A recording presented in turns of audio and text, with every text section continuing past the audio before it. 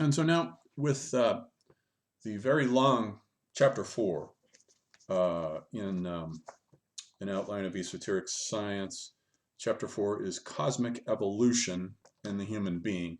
And here's is where he gives his creation myth, which of course is Steiner at his weirdest. There's no question about the weirdness levels in Steiner go off the charts when we look at his creation myths, um, mythos, let's say. But it has to be understood properly. There is sense to it. There is rationality to it. There is sense to it. Whether it is only a myth, in the sense that Tolkien's Silmarillion is a myth and only a myth, or whether it does correspond to some kind of truth. Um, Either way, the whole idea is this idea of an evolution of consciousness, that matter is something that has concretized out of spirit. The same way he says, you could say that ice has concretized out of water. And if we didn't know about the water, he says, and all we saw was ice, and we didn't know about water, we would just assume that the solid of ice is all that there was. We wouldn't know that it came from something else. Same thing with matter. Matter, as this model will demonstrate, gradually concretizes and solidifies out of spirit, out of the spiritual world. So now what he does then is in a way, this is him folding in and miniaturizing his earlier 1904 book, Cosmic Memory, where he gives an earlier, much sketchier, much more thinly drawn outline of these events. And he sees the drama of the solar system, and he's only talking about our solar system here, not the entire universe. He recognizes that there's all kinds of other stuff going on, but his mythology is confined simply to the evolution of human beings, and therefore to this solar system, to which he divides it into what he calls 7 planetary incarnations. But I think that they are best understood as epochs, as temporal epochs, rather than as planets. They don't make a whole lot of sense as planets. So we have a Saturn phase, a Sun phase, a Moon phase, and an Earth phase, which is where we're at now. And in each one of those phases, they develop, the point of each one is to develop one or another aspect of the 4 primary subtle bodies. The physical body, paradoxically, is the oldest, and the first to appear during the Saturn phase. The Sun phase, the ether body comes in. During the Moon phase, the astral body. And during the Earth, the physical body gets very concrete with mineralogical aspects to it. And then the I comes in, the soul, with its various components. There will then be a Jupiter epoch, he says, followed by a Venus epoch, and finally Vulcan. So notice that he has divided his creation mythos from Alpha to Omega into 7 planetary incarnations that resemble the days of the week, but don't quite map onto them. It's kind of interesting. We have Saturday, which is where it starts, Sunday, Monday or Moon Day, and then instead of Tuesday and Wednesday, we get this Earth period that we're at now, and then it resumes with the equivalent of Thursday with Jupiter. Jupiter's equivalent to Thor, the thunder hurler. Thursday, and then of course Venus is equivalent to Freya, the goddess of sex. Friday, and then we have this Vulcan to make it come out to 7, although Vulcan does not correspond to any of the planets or planetary phases. So it's kind of interesting the way he's done this. Everything in Steiner is very, because he's a German and a high German intellect, everything is very ordered and carefully worked out into very specific details. And so for this video, we're just going to focus on the Saturn phase, which is the first phase. And it's called Saturn, by the way, because the extent of how large it was about the extent of where Saturn's orbit is today. So that's how large this thing that we're about to see come into being is. It's as wide around as the orbit of Saturn. And so the first thing he says is that if we could perceive during the middle period of Saturn, not the beginning or the end, but the middle period of Saturn, The only thing that would be perceptible to our current human senses would be a sensation of heat, a kind of warmth. And there would be warm pockets and colder pockets. There would just be this sensation of warmth. But he says that heat to supersensible cognition is a substance too, kind of like gas, liquid, and solid. So we have gas, liquid, and solid now, where we're at on the earth now, with heat as a condition of those, not a separate function. But he says to supersensible cognition, heat is itself a substance unto itself. And I think he says this because he wants, everywhere that Steiner can, he wants to preserve the ancient models. And here we have with gas, solid, and liquid, and then heat, the four classical elements: earth, air, fire, and water. With gas, we have air. With liquid, we have water. With solids, we have earth. So we have to have heat as something that corresponds to fire. And I think that's why he insists on heat to supersensible cognition being a substance unto itself. But this is the middle phase, so we haven't gotten there yet. This is what will happen during the middle phase. So now he says, let's go back to the beginning. And he gives his creation myth about how human beings first came into being. Now I want you to notice that there's no one single creator God here in Steiner's myth. A polytheism of divinities bring the human being into being, a whole pantheon. And the pantheon follows the old Christian angelology, which was 9 orders of angels, as you'll find in St. Dionysius in his Celestial Hierarchies book. And those orders were seraphim, cherubim, and thrones at the top, followed by dominions, mights, and powers in the middle, and then finally archi, archangels, and angels at the bottom.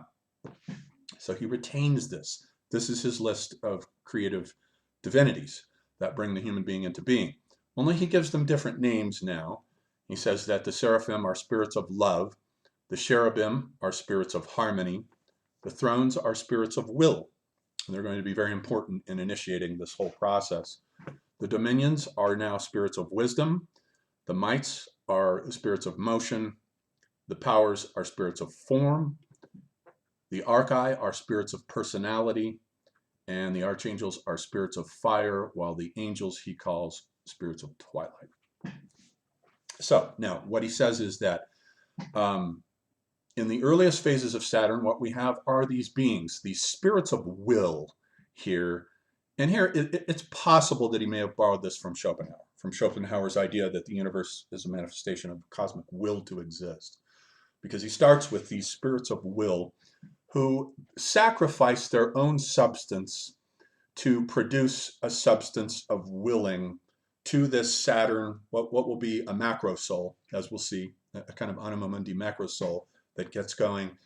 And they sacrifice their will so that this thing now has a will. And at the same time, the next hierarchy down, the spirits of wisdom, and neither of them have physical bodies, but this, what they bring into being are the first humans, and they only have physical bodies. But their physical bodies are, of course, of a different, they're made of a different substance than the physical bodies that we inhabit now. But nonetheless, they are physical bodies. And the spirits of wisdom then confer, along with the spirits of will, a kind of rationality. The reason why the body is so perfect and structured so well is because of these spirits of wisdom that have poured their wisdom down into it. And neither one of these has physical bodies. The lowest bodies that they both possess are etheric bodies. Then they have astral bodies, and then egos, eyes, and then life spirits, spirit selves, life spirits, and then spirit bodies, and then also some organs up above that Steiner doesn't define. So they bring in these sort of beings of will that now have a rational structure to them. And then in come the spirits of motion, which are the mights in the traditional Christian angelology. And the spirits of motion's lowest body is not the etheric body. They don't have etheric bodies yet. They have astral bodies. That's their lowest body. So they're able to confer a certain motility on this sort of ensouled cloud macro soul thing that's there. And the spirits of motion confer a certain amount of mobility onto this cloud of motion. And then the next group of beings down, the spirits of form, then come in and they sort of dice this thing up, this ensouled macro soul that's sort of pulsing with will as its own life, but they cut it up into individual souls. All these individual monads, the spirits of form do, confer on them individuality. They give them these sort of bounded membranes. It's just like cells in the beginning that use lipids to form cellular membranes. That's analogous to what the spirits of form then do when they come in here. Then they are followed by the spirits of personality, which are the traditional archi, moving down the angelology here. And the spirits of personality move Saturn now into its middle period, its warmth phase. So now we're in the middle period, the warmth phase that Steiner first started out by mentioning. And the spirits of personality's lowest body is also an astral body, but it's used a bit differently from the way the previous two hierarchies had used their astral bodies. They use it in such a way that their I, their ego, is able to express itself through the astral body. And consequently, they are able to give a certain degree of personality to each of these little eggs of warmth. We might call these earliest physical human beings, these little eggs made out of warmth.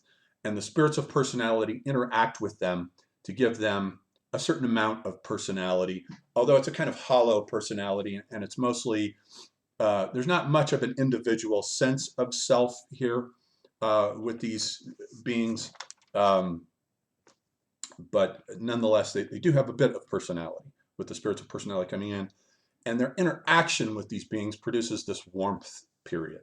So this is the phase where we have these individual units that are warm. And now we have the next group that comes in to work on the human physical being are the spirits of fire. These are the archangels. And the spirits of fire are interesting because their lowest body too is also an astral body. But they can't stimulate their astral bodies themselves. They have to do it by interacting with these new warmth bodies of these physical human beings. They have to interact with those warmth bodies in order for their astral bodies to be able to perceive the cosmos through and by means now of new light organs. The first germs of what will later become human sense organs now begins to appear, and light begins to flicker from these spirits of light, begins to flicker all through this macro soul now, and they start glowing with these scintillae of light. And I think it's a very beautiful image. There's something called shamanic X-ray vision, where shamans can see through anatomies in order to diagnose an illness. They have to be able, just like we use mechanical X-rays, shamans are able to see through into the internal anatomies of animals and people and so forth that they want to heal. And I sort of see Steiner's model here of this early, what he calls phantom human beings, as glowing with these light archetypes of the first organs, the first sense organs. It's as though they were bioluminous, and we could see through them to these glowing sense organs that the spirits of fire are now lighting up and conferring on them. And so the spirits of fire then interact with the highest of all of the species, the seraphim, what Steiner calls spirits of love, interacts with them to create in them a kind of pictorial dream-like consciousness. Spirits of fire have this, now they have this dreaming consciousness, although it's more like a lucid dream. It's clearer to them than our dreams are, but nonetheless, it comes through this interaction with the seraphim.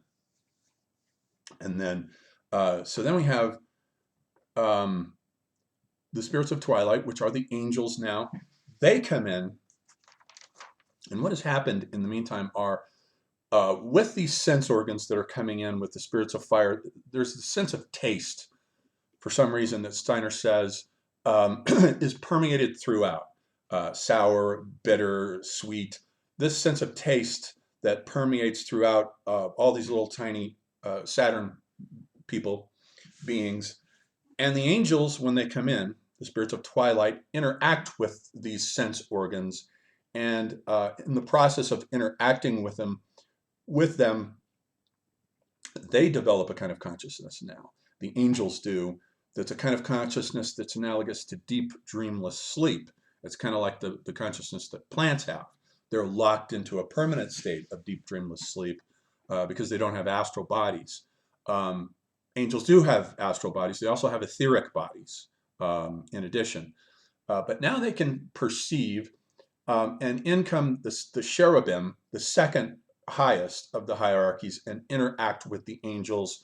So that the angels now are able, in a certain sense, to inhabit the physical human bodies the same way we use our souls to inhabit these concrete physical bodies that we're in. So they inhabit these bodies, and they're able to perceive everything that's going on with the help of the seraphim who are interacting with them. And so that now they can perceive.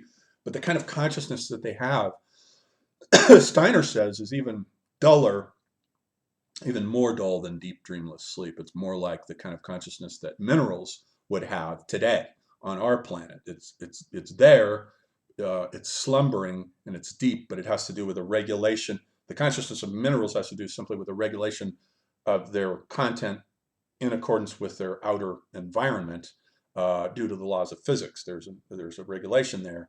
And so the regulation that happens here now is managed by, once again, back to where we started, the spirits of will. The spirits of will come back in. This is a huge polytheistic process here. Notice that all these armies of angels and archangels and all these species of beings that are working on this new construction, this new thing, physical matter, which is a new thing to them, and creating a being that will inhabit, will have a physical body. All of this is new to them, so they're all contributing their various powers to light up a certain kind of dim, dull consciousness that humans have. They too have a very dim, primordial, trance-like consciousness that's barely aware and awake, but it's there. And so Saturn cycles through these three phases of this beginning, middle, and end phase. Steiner says time comes in during the middle phase, during the warmth phase that the spirits of personality had initiated. There's a warmth phase that comes in there, and time as we know it begins ticking there. And he says what was there in the early phase before time came in is not something that we can understand. We'll just call it duration. So on the other side, as I've heard using mediums to talk with the dead, space and time do not exist there, at least not the way it does for us. And so Steiner says the same thing here. Prior to time coming in, there was only duration. And so the angels bring in a metabolism that gets going, and the seraphim and cherubim bring in these kinds of consciousness. And so now the human being is up and running as a new thing in all of creation during this so-called Saturn phase. And then the spiritual beings gradually are withdrawing during this process as each one performs its function on the spiritual anatomy of these new beings called human beings. Each one of them begins to withdraw. And as they withdraw, the whole thing begins to go dark. And it's not as though Steiner says the human beings disappear. They don't. It's just that this phase goes dark and shifts into a period of rest, a pralaya, as it's called in Hindu mythology. It goes back into a pralaya, and then the next period, the sun period, will come and recapitulate. When the sun period gets started, it'll recapitulate all this all over again before it moves on into its next great creative phase, which will end with the creation not of the physical body, but of the ether body, as humans climb up the chain of being and become the most interesting thing in this whole solar system creation mythos of Rudolf Steiner's. So we'll look at the sun phase next.